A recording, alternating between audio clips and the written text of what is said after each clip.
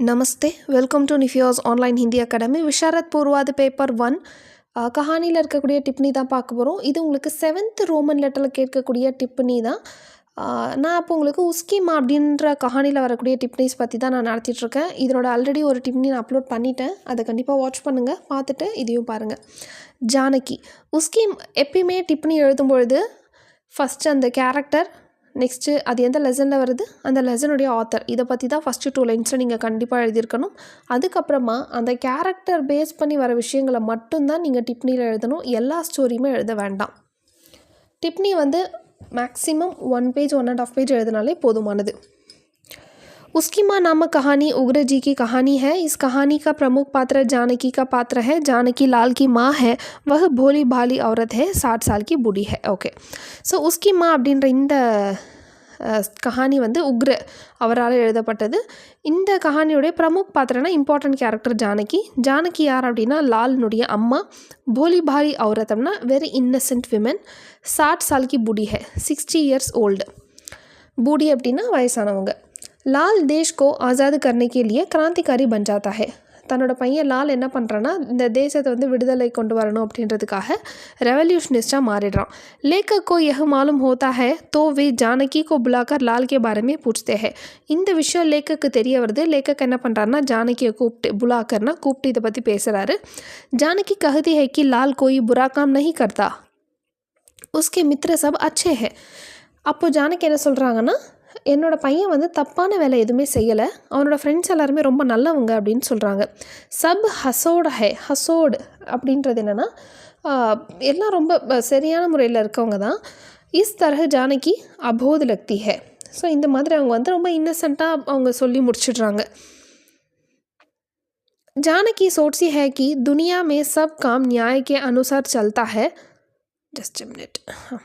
जानकी सोचती है कि दुनिया में सब काम न्याय के अनुसार चलता है. ஜானகியை பொறுத்த வரைக்கும் அவங்க என்ன நினச்சிக்கிட்டாங்கன்னா இந்த உலகத்தில் நம்ம நல்ல விஷயம் செஞ்சோம், அது நியாயமானதாக இருந்துச்சு அப்படின்னா அதுக்கு நமக்கு நியாயமான முடிவுகள் தான் கிடைக்கும் அப்படின்றது அவங்களோட ஒரு எண்ணம்.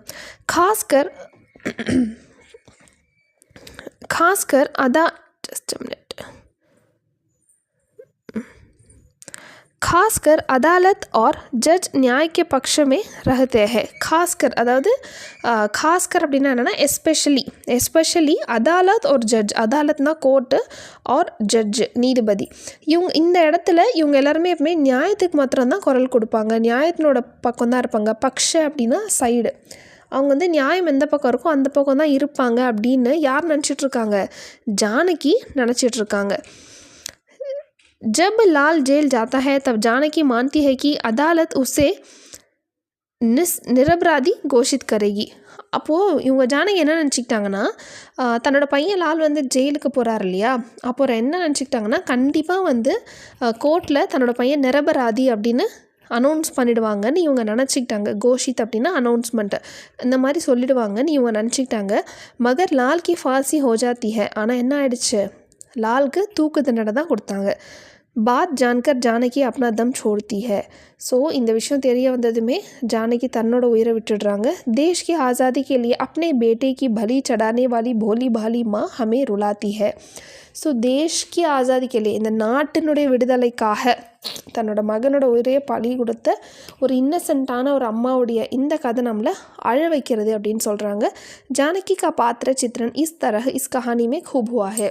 ஸோ இதுதான் இந்த ஸ்டோரியில் ஜானகியினுடைய கேரக்டர் அப்படின்னு சொல்லி முடிக்கிறாங்க. நீங்கள் இதில் இருக்க மாதிரி எழுதணும்னு கூட இல்லை. நீங்கள் இதனுடைய கஹானி லிசன் பண்ணிங்கனாலே உங்களுக்கு எழுதுறதுக்கு ஒரு ஐடியா வரும்.